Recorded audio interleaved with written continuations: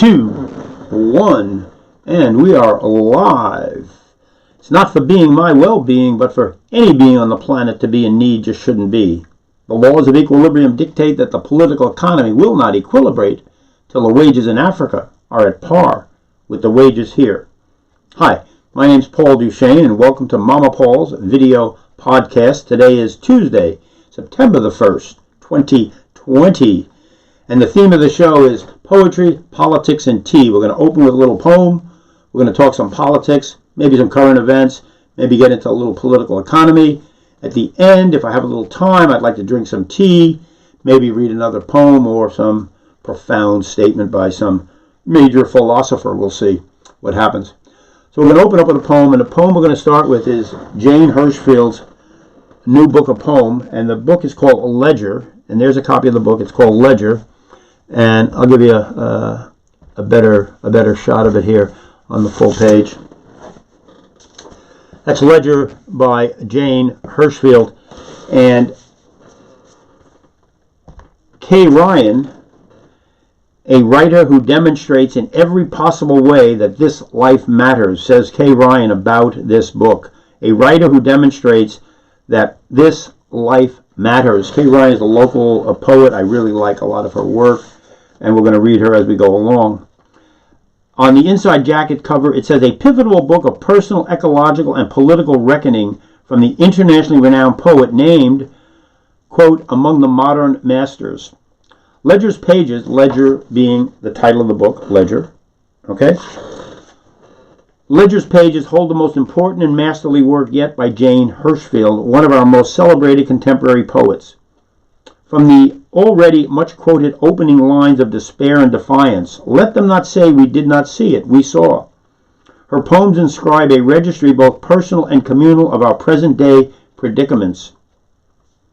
Her signature alloy of fact and imagination, clarity and mystery, inquiry, observation, and embodied emotion has created a book of indispensable poems, tuned towards issues of consequence to all who share this world's current and future fate. Let's get right to it. Just read the opening poem. It's Let Them Not Say. Let them not say we did not see it, we saw. Let them not say we did not hear it, we heard. Let them not say they did not taste it, we ate, we trembled. Let them not say it was not spoken, not written, we spoke, we witnessed with voices and hands. Let them not say they did nothing, we did not enough.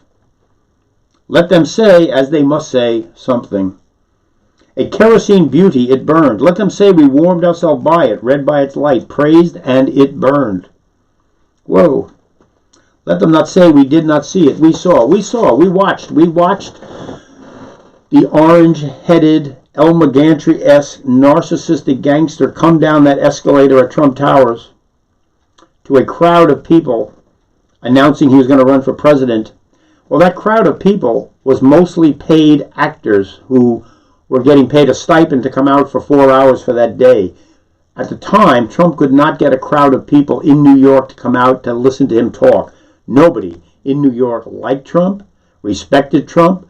They thought it was a joke that he was running for president. Ha ha, the joke's on us.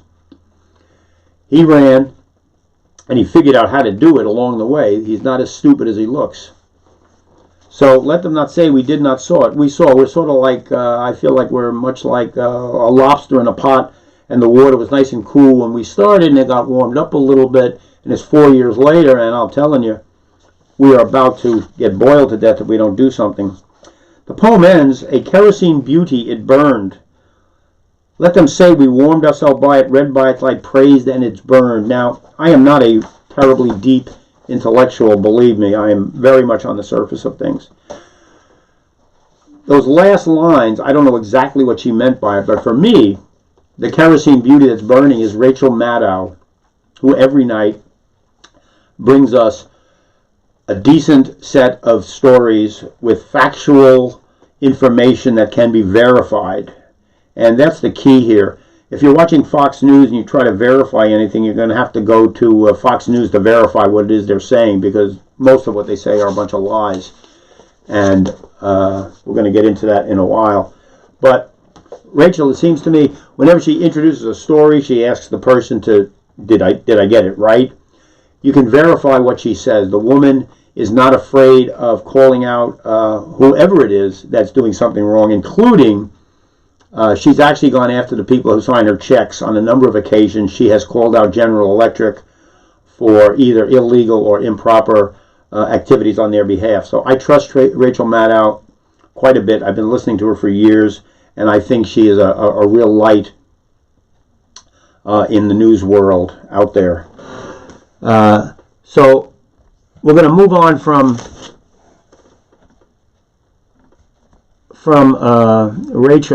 Jane Hirshfield, and we're going to get rid of the book here. Okay, we got rid of the book. And we're going to move. Next one we're going to talk to about is Utne Reader, and I'll just put it up here. Utne Reader was founded by Eric Utne in 1985, I believe, and he had written for East West Journal and New Age Journal before that, and they were starting to run their course, and he left there, and he put out Utne Reader.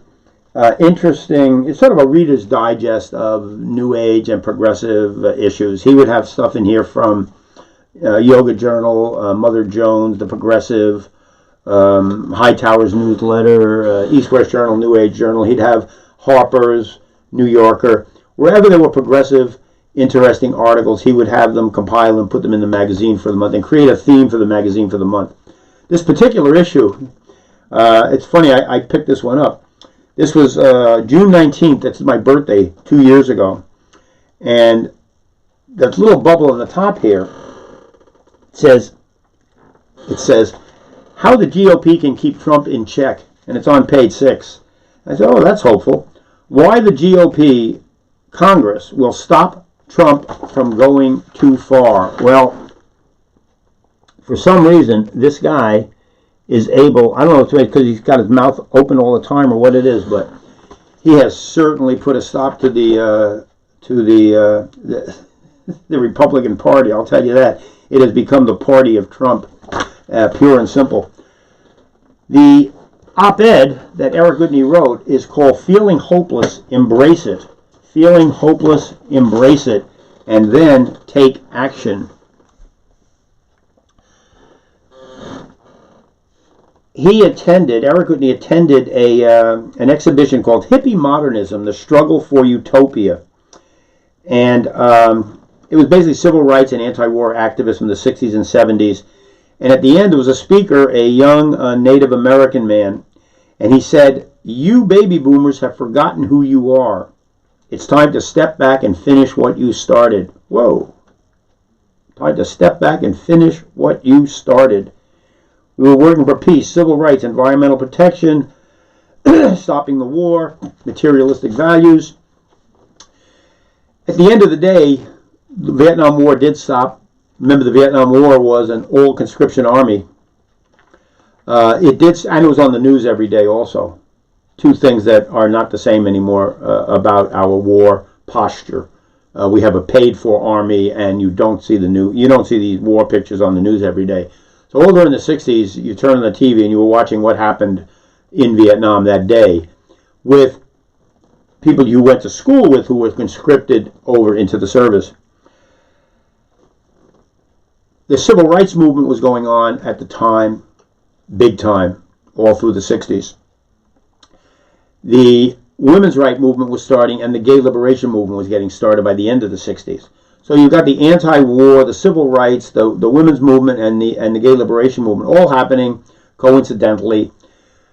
As the 60s progressive, it's this era we will never forget, any of us that were there, and people go back and look at it nowadays and nostalgically. Well, when the Black Lives Matter movement started, I went back and I started writing about this, and I realized the connectivity between the two. It's like we had a 50-year gap, and now we're back. They're back. The young kids are back. They're on the street. The whole country's on the move right now, and maybe we can pick up some of the momentum from them. Finish what you started. And on one hand, I wonder if we know what we did start. The big rallying cry was stop the war. Well, eventually we did stop the war, but we didn't stop the war machine, and that's what we should have been stopping. It should have been stop the war machine, not stop the war. We stopped the war. We got civil rights legislation. The women's movement started to move. The gay rights liberation movement started to move. All the issues were, in a sense, co-opted by the time the 70s were going along. Everything we did that mattered, that somebody saw that was mattered, they did something to counteract it. And they were very successful, which is why we're at today with Donald Trump as president.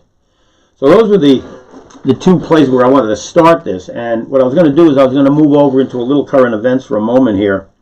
Hold on one second. Who's there anyway? Son of a gun. Hello? Yeah. Oh, is that right? No. Well, I know who it is. No, I'm not gonna put your picture up. No. I'm not gonna say your name, and I'm not gonna put your picture up. No, I'm not. No, listen, I'll tell you why. The stuff that comes out of your mouth is just so embarrassing. I wouldn't want to. No, I wouldn't want to embarrass myself by having it attached to somebody in particular. So, if you don't mind, you do mind. Well, so, who are you yelling? This is my show. You want to do a show and have it? You put together a show. Put your picture up. Okay? Other than that, if you want to talk, I'll listen. I'll repeat what you said. I will. Honest to God. I will. I promise. But stop the yelling. It's my show. You stop the yelling.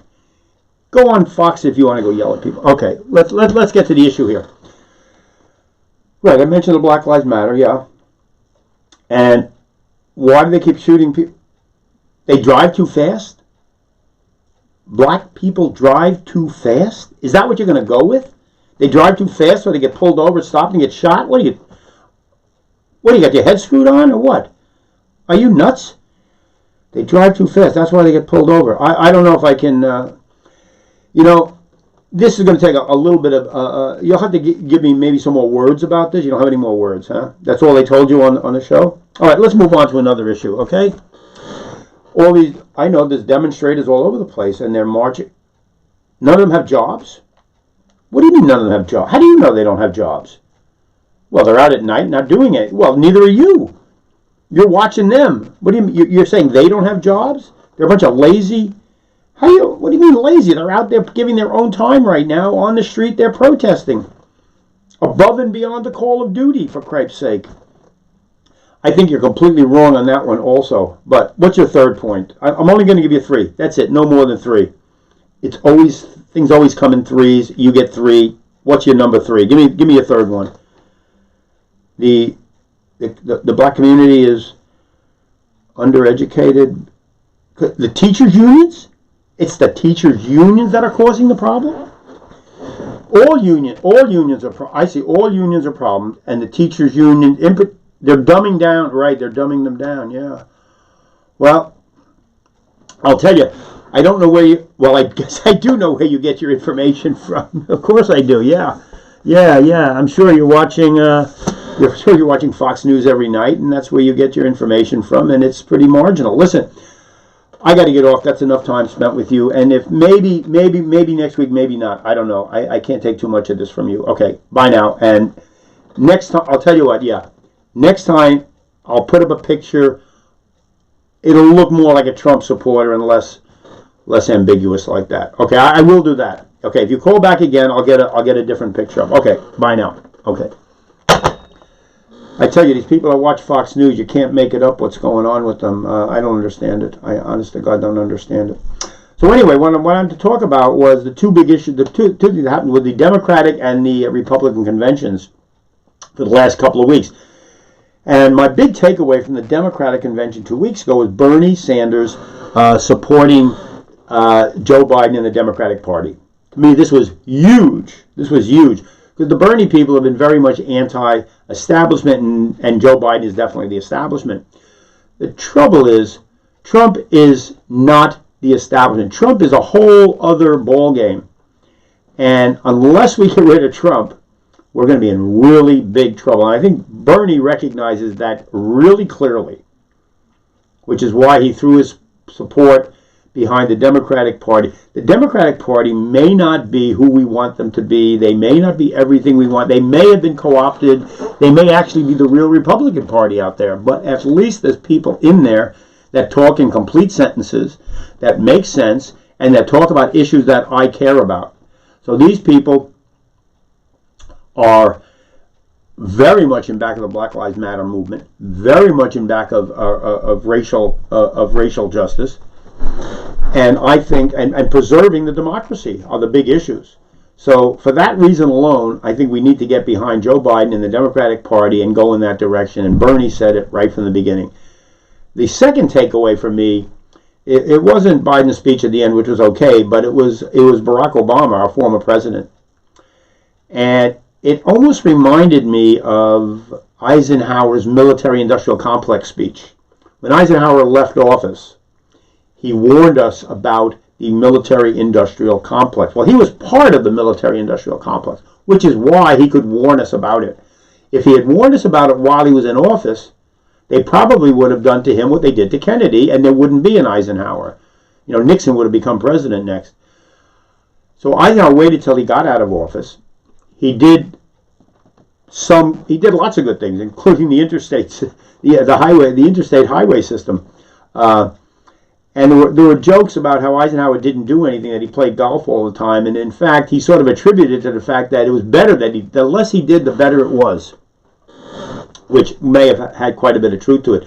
So anyway, Obama, for me, basically saying that democracy is threatened, that the whole constitutional system is threatened by Trump, is sort of stepping out of his usual role as somebody who placates the masses, and he's saying what's really wrong, what's really going down with this country that's really in bad shape.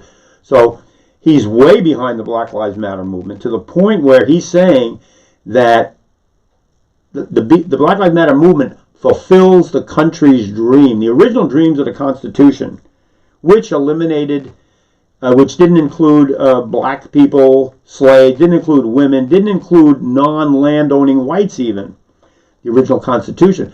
But the Constitution made space to change things as we went along. So it's sort of a living, breathing document, which seemed to be going along fairly well up till Citizens United recently, and it's really, I think, the living, breathing is getting the breath squeezed out of it. But within it, there's still a lot of juice. So we might be able to get some more out of this. So these guys are talking about expanding health care. They're in favor of the press, a free press.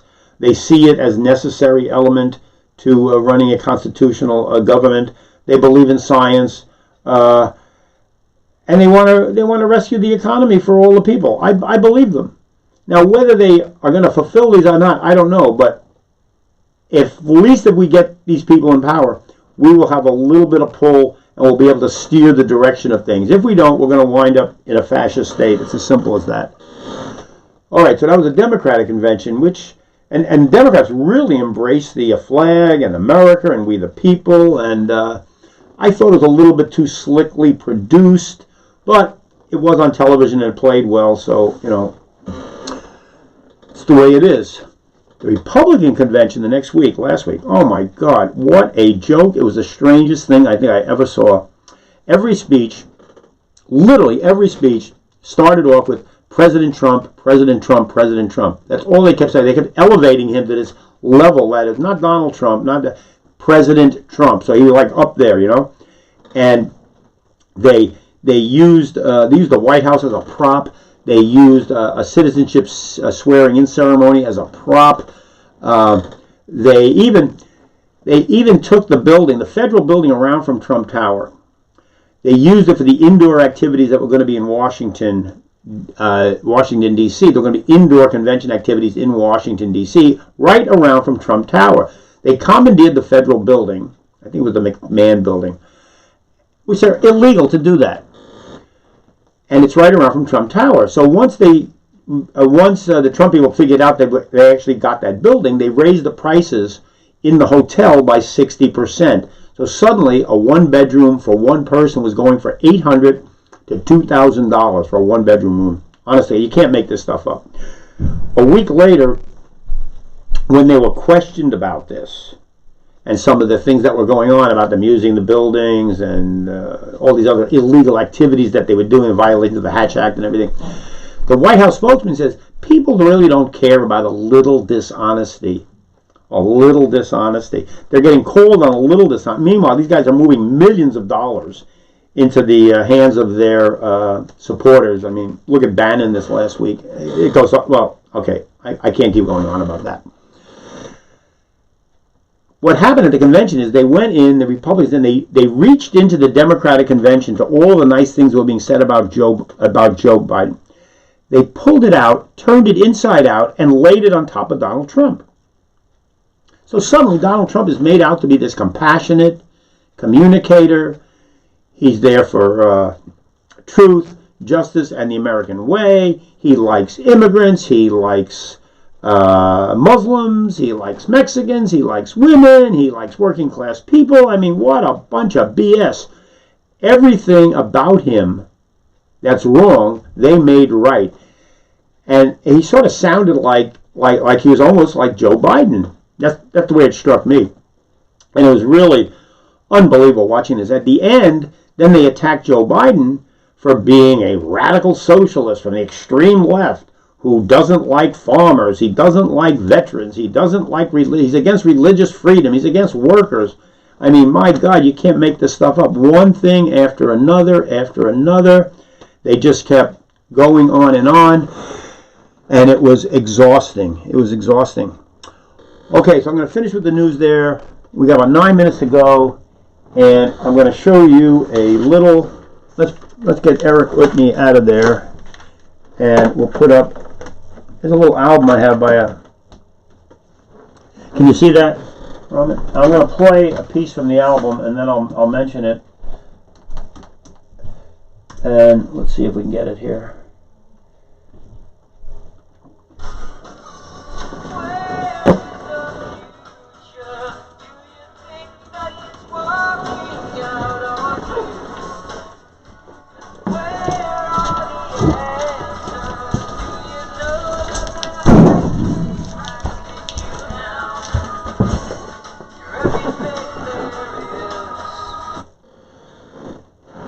That was my friend,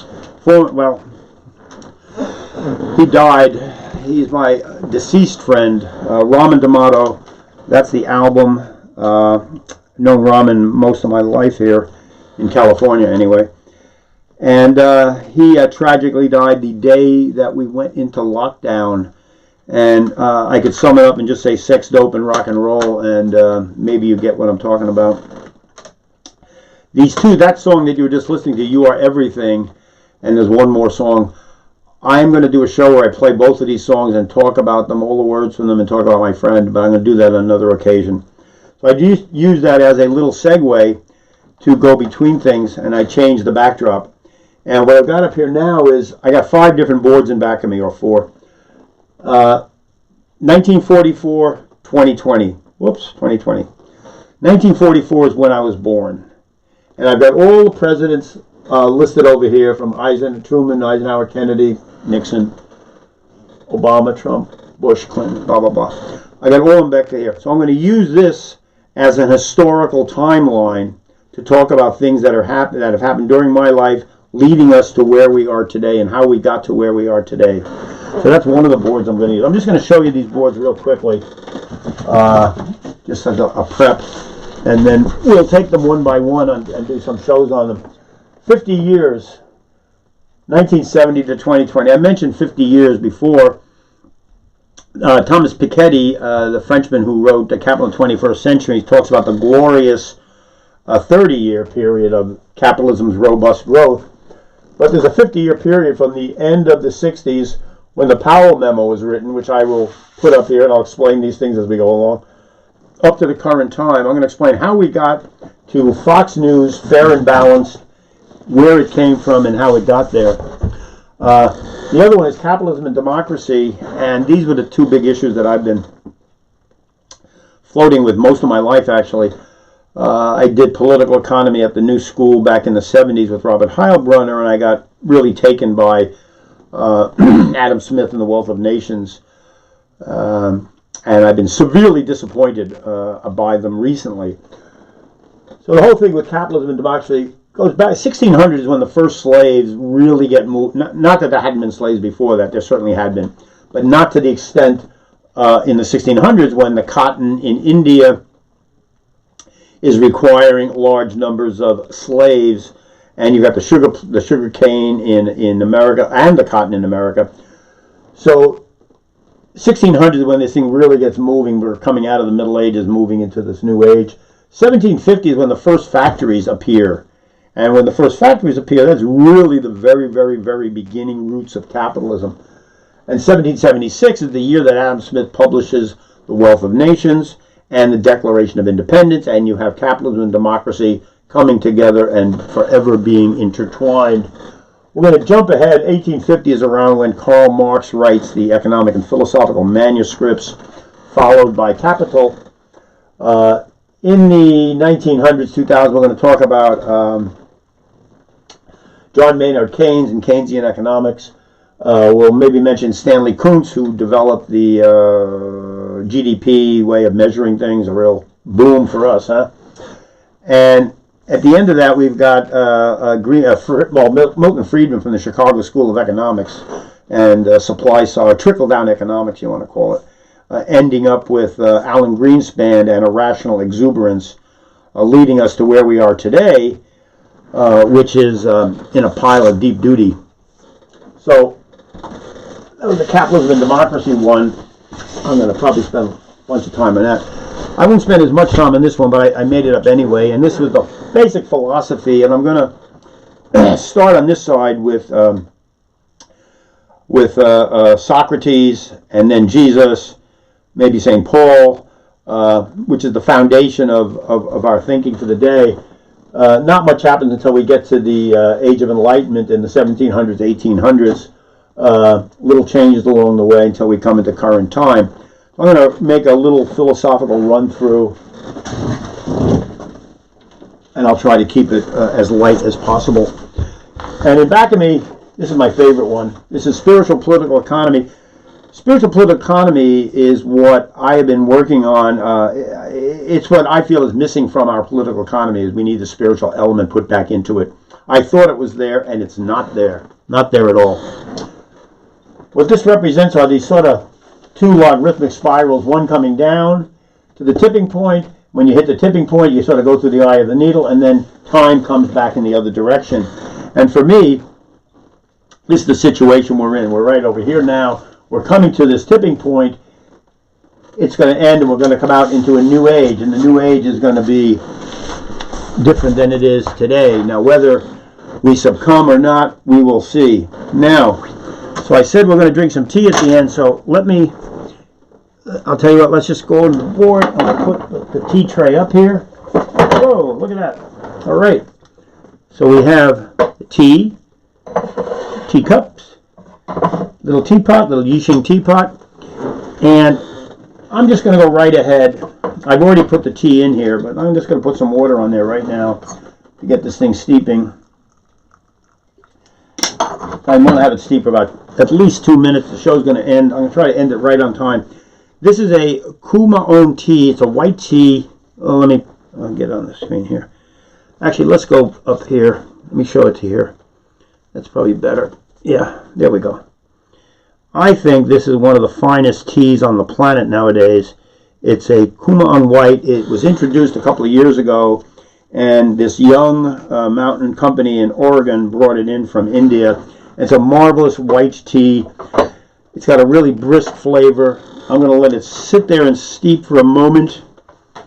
And while it's steeping, I'm going to read from Shlomo Zizek's Panic. And this is actually Pandemic, P-A-N, and in the I there it's D-E-M. So it's actually Pandemic. Shlomo Zizek is called the most dangerous philosopher in the West. He headed up the philosophy conference in Zurich a few years ago. He's quite prolific. He's been on radio. He's been on NPR. He's an interesting guy, really interesting guy, and a lot of people will disagree with him for sure.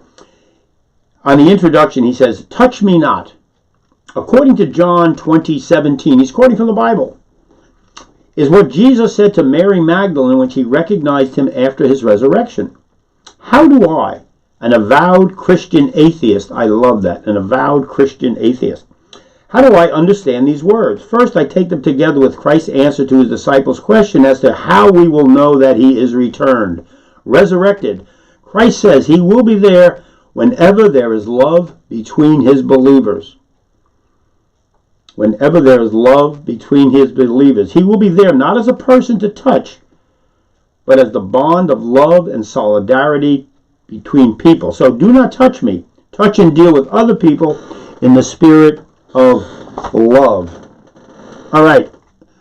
Slavo Zizek, spirit of love.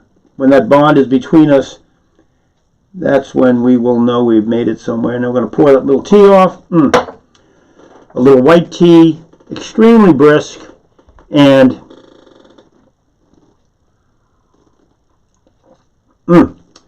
love that tea. I'll talk about this more another day. We hit the time frame, so we're going to end it right now. Peace, patience, persistence, and we'll see you soon.